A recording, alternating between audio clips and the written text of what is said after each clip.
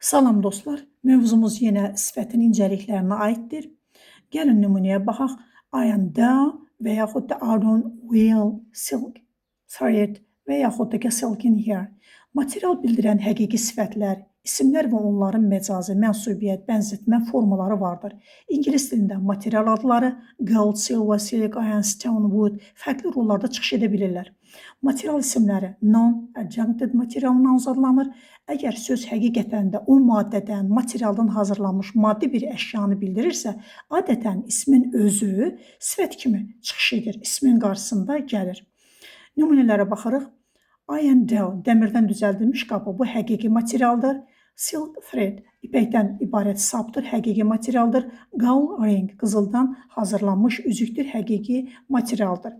Keyfiyyət, bənzətmə bildirən sifətlər attributiv adlanır. Əgər həmin söz materialın özünü yox, materialın xüsusiyyətlərini, parıltısını, möhkəmliyini, yumşaqlığını və başqa bir mücərrəd və ya konkret əşyaya köçürülürsə, bənzədilirsə, buna dilçilikdə məcazi bənzətmə sifətlər deyilir. Bu zaman bəzi sözlər sonuna in şəkilçisi əlavə edilir.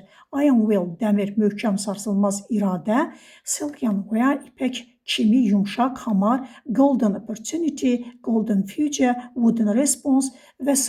taxta kimi bu kimi ifadələrə fikir verirsə, həqiqətən o maddədən düzəlibsə həqiqi material adlanır, onun xüsusiyyətlərini daşımırsa, bənzədilirsə məcazi sifət adlandırılır.